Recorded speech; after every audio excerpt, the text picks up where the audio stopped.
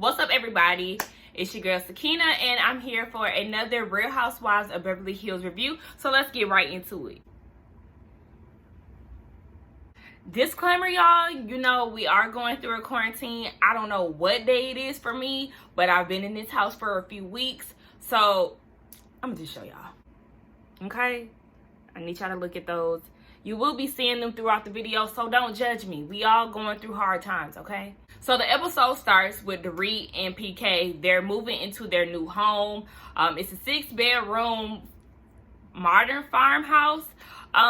They show the house and it's really nice, but I'm not a fan of the interior design as far as the decorations. I'm sorry. Like the furniture in the rooms, I wasn't feeling. They started to talk about their financial situation. Their house is actually in Dorit's name, and one of the producers was asking her about it, and she basically, her response was the same question that the producer asked her. So I guess there's rumors saying that they rent the house and don't own it, and PK started to get into the story of when he started the business and how successful it was. He was a realtor broker, and the business was successful, but then he said that the world flipped upside down. And for me, I'm like, I don't really know what that means. That could either be, one, the economy went bad, or two, you got exposed for some fraud shit. So basically, he now labels the business as a credit crouch. So I'm not really sure what happened exactly there. You can also tell that they're super uncomfortable in the conversation. Dorit's eyes are big as fuck, and she's like, PK's business used to be really successful. His business was almost $2 billion.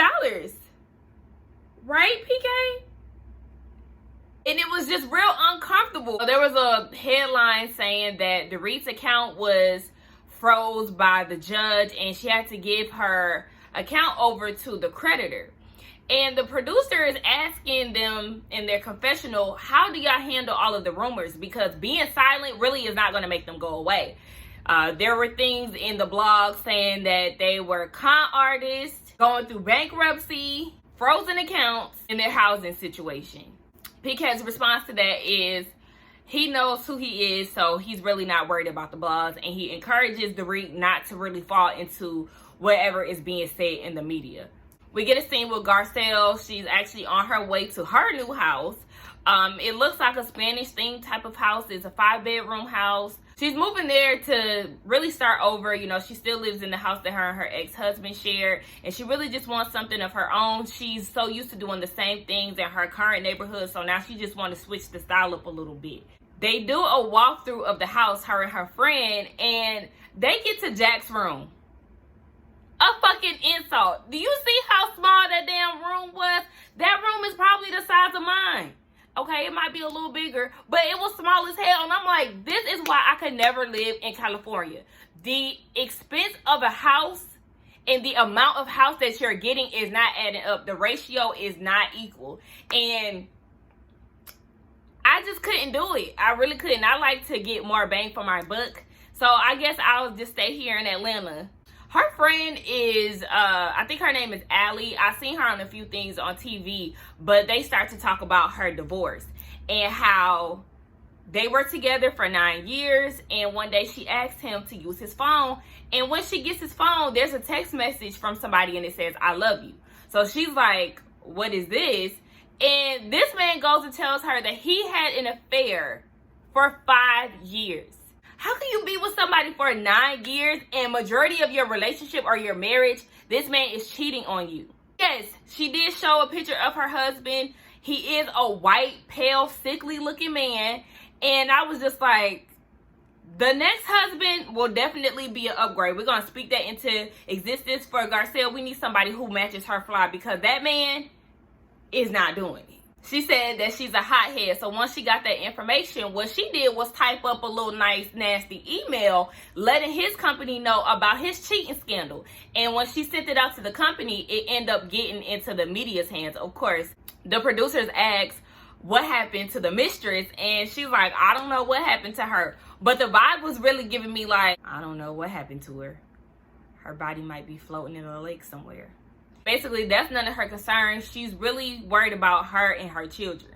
And that's how it should be. Now, Miss Garcelle is a freak, as we already know. Child, she was on the counter talking about some, take me. And I'm like, girl, listen. She was like, she told her friend that she'll wash it off before she comes to visit. I'm like, she's going to break that house in with either that white or that black vibrator. And I'm hoping that it's a black one. We get a scene with Renna and Teddy. They're going for a walk. And Teddy is asking Renna about her kids. So she starts to go into the story about Amelia, which we already know her daughter had an eating disorder. And she's moved to New York and she did start school and she's doing modeling. She's also seeing a therapist during this time. And Renna has spoke to the therapist and she's saying that she really doesn't see Amelia making it where she is because she suffers from anxiety as well. I'm not saying this is her experience. I don't think that this is her experience. But I feel like a lot of people cling on to anxiety as a reason as to why they're not where they are in their life. It just seems very trendy, if you want to say that, because it's so many people who's like, you know, I'm so anxious, I can't do this because I suffer from anxiety, I'm socially awkward, you know, all of this shit. And it's kind of like, okay, are you really like this or are you just saying it? But I don't know. I could definitely understand where Amelia is coming from with her experience. She comes from celebrity parents. She was raised in Hollywood. And we all know that California image is a whole nother playing field, okay? They are so self-absorbed, image conscious. Like, you know, they love to have that ideal look. So with her having her eating disorder, you know, to stay fit or to, you know, keep in that beauty standard out there, it was just a lot of pressure for her. So I understand where she's coming from. Teddy also identifies with her too because Teddy comes from a famous parent and living up to his name is a lot of pressure growing up. Also, Teddy used to be a big girl. So she's very body conscious as well. So she did mention that she reached out to Amelia before and, you know, a lot of people advise them not to read the tabloids, but it's really hard to not do that, especially when you really care about everybody else's opinion. Kyle and Sudan have lunch together. They're still in New York. Kyle explains that she's in New York because she's doing a convention where buyers come around to different stores and buy the merchandise to place in their shops. So she's out there for that. And Sudan, I'm not really sure why she's still in New York, but she's there. They're trying to get to know each other. And when Sudan walks up to the table, I noticed that she had that damn sparkly dress on. And I'm like, oh, how convenient that you decide to have on the sequins dress in this scene. But last episode, you was judging the girls for being sequenced out and saying that you're more dressed appropriately for an event that's not even yours. She is something else. I can't with her. And the dress just did not look nice on her. I'm not even hating. It just wasn't doing it for me. They talk about their shops and Sudan talks about how she is doing a grand opening in LA because she's opening a store as well. Kyle isn't able to make it because, you know, she's booked and busy, but Sudan invites the other girls. We get Denise, another person that is settling into another home. As we know, last year she had to move out of her Malibu beach house because it got damaged by the forest fires in California. So they're settling into their new house. It's not on the beachfront like the previous house was, but it still has that beach feel. Her and her husband talk about Charlie Sheen and the whole child support case. Come to find out, Charlie Sheen is the one who started everything because he did not want to give her any child support when he was the one who hasn't given her child support in a while. So he basically, you know, woke up a sleeping beast, and Denise doesn't want to deal with it. She also mentions that she doesn't want to talk about Charlie negatively in front of her children because she wants to have that dad image stuck in their head. And I'm like, I totally understand that, and I really appreciate her for that. I hate when parents bash the other parent to their children because that's their dad. Nothing is going to change about that. She tries to keep everything peachy when it comes to her kids and her dad and their dad.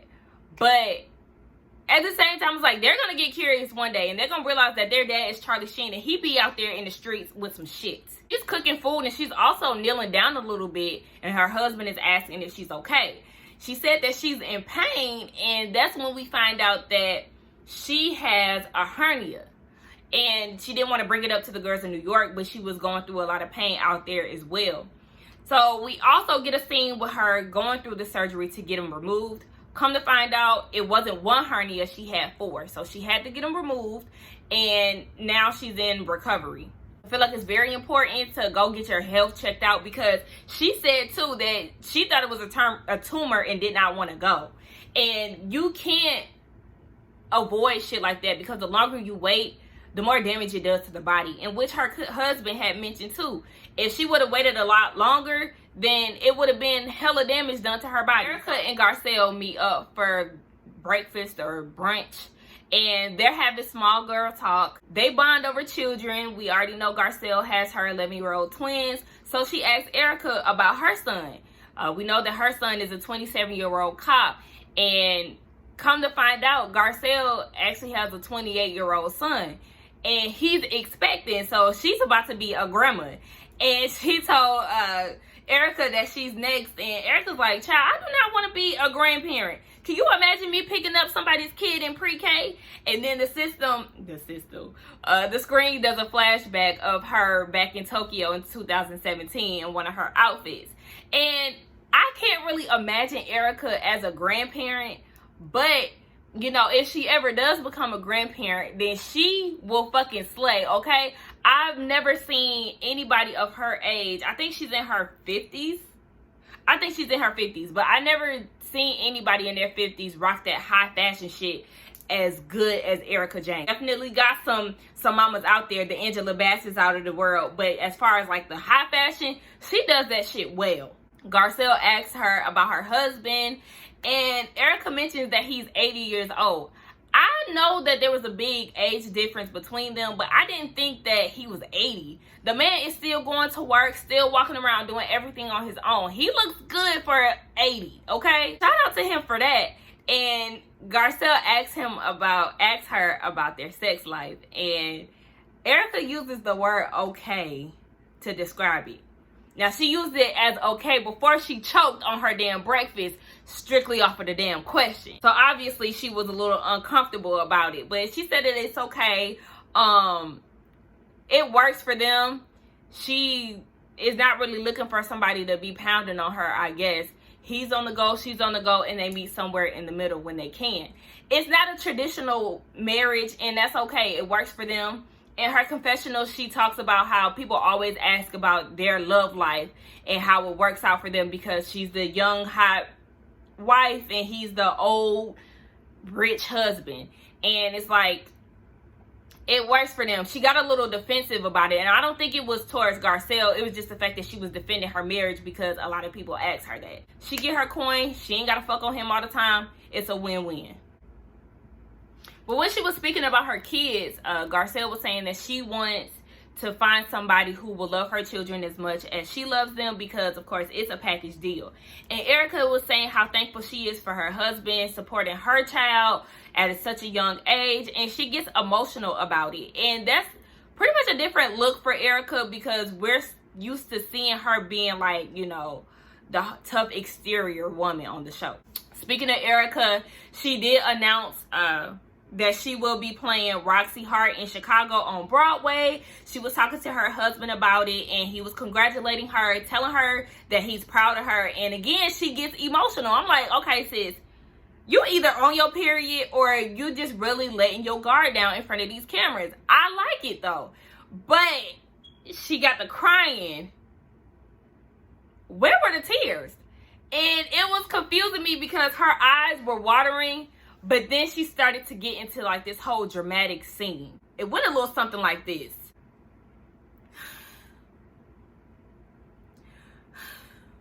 Thank you.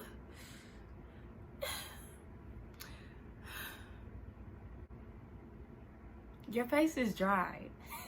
But I'm gonna let my girl have it though. It was cute, and I like that she's showing more emotional. Renna and Teddy meet up again. They're actually on their way to Sudan's opening. Am I saying her name right, y'all? I'm sorry. I keep battling throughout this whole thing. Is her name Sudan or Sudden? Sudden. Sudden. Sudden. I think it's sudden. Sudden. Okay, just bear with me. I think I'm kind of switching it up throughout the review. I'm sorry. So they're on their way to Sudden's grand opening, and Teddy actually invited the girls out to a retreat. Earlier on, they showed all the girls reading her text message, and it went a little something like, "Hey y'all, I want y'all to come to my retreat. I really want y'all to get more insight on what I do for a living, and I would love for you all to come. I know it's not some of you girls' cup of tea, but I would like for you all to come. If you can't come, I totally understand." Okay, so you want us to come. But then on the way there, Rena's like, I want to be real with you. When I seen the text message, I was talking a little shit to some of the girls when I seen them. And the camera flashback showing that she was talking to Erica and them, saying that she's glad that she's not coming because she didn't make it to the beach house when Teddy invited them to her beach house on her first season, and she's not making it to the retreat. Now, a lot of the ladies really don't seem interested in going anyway. I guess just because it sounds like a workout type of situation. So, they're not really interested in doing that type of shit. They like the nip and tuck process, fast and quick. So they talk about that, and Brenda's like, okay, well, what if somebody starts some drama? And it's like, don't feed that into Teddy's head. We already know she's an overthinker. She's a worrier. She's emotional. You can't do that to her. She's like, Brenda, what are you doing? You trying to make me freak out? And Teddy really wants the girls to come to the retreat, but want them to leave before the dinner. And I'm like, how can you invite somebody to an event and then pick and choose when you want them to show up and when you want them to leave? Either you want all of them or nothing. I'm confused. So we get to Sudden's grand opening and her outfit. She had this white corset with like some wavy shit going on top of it. And then she had all her hair pulled to the side with this old childish ass flower and them damn 12-year-old bangs that's not fitting for her, with a pencil faux leather looking skirt. And then had the nerve to mention to the girls that it was couture. Once again, label dropping, name dropping, and all of this shit, yet you still can't rock the fucking fashions. Now, all the girls that show up, they look nice, and they weren't even trying. Erica came with a real casual outfit. Garcelle had on like a faux fur, I wouldn't even say faux fur, like a furry jacket on. It was really nice. A lot of them came real casual, but yet rocking their outfits, unlike Miss Couture herself, who can't even look ill fit in all her damn outfits with her boxy ass shape. I'm going in on that lady. I do not like her. Okay, so Dorit shows up to the event, and there's a reporter outside who's asking her how she's doing, and then she asks questions about her and PK, and Dorit's like, the fuck is going on? So, she answers the questions as best as she can, and she walks into the building. As the party is going on, Sudden comes up to the girls and was like, oh my gosh, the mayor's here. And they all looking like, okay, like, who is he? Sudden don't even know who the man is. She's just excited that he's in the building. So when she sees him, she's like, oh my gosh, are you the mayor? He's like, yeah. He gets on the mic and says a few nice words, and she's like, you're the hottest mayor that I've ever seen. And they all looking at her like, girl, he ain't Barack Obama. That's what Erica said. I said, okay, Erica Jane, you better know. She's asking him, well, why is the parking so expensive out here? And why does your tires have to be this way? Why do you have to do that? And everybody's like, girl, why not just congratulate the man for him even showing up to your damn antique fashion furniture store? The girls is not featuring her. You can tell that Erica really is not feeling her, because in her confessionals, her comments towards Sudden is very shady. So then they get to talking about Teddy's retreat and her invitation. Teddy reiterates again, I want you all to come, but at the same time, I don't care if you don't. So Sudden is like, wait, I'm coming. If you don't want me to come, just let me know and I won't come. Teddy is trying to guard her emotions. Basically, she's trying not to get upset if she gets let down by some of the girls not showing up. And it's like, if you want them to come, you have to create that inviting space. But you can't be on some, I want y'all to come, but I don't care if y'all come. Because it comes off real contradicting. Want the girls to come or you don't? I don't know. One thing I do know is whenever this retreat happens, it's going to be some shit. Simply because they're already having complications on whether or not who's going to come, who's not going to come, when they need to show up, when they need to leave. It's foreshadowing. So that's it for me, guys. You know, the episode really didn't do much for me. I enjoyed the first one way more than this one. Hopefully the next episodes will give me a little bit more to work with. But thank you for watching again. Don't forget to like, comment, and subscribe to my channel. And I will see you in the next one. Bye.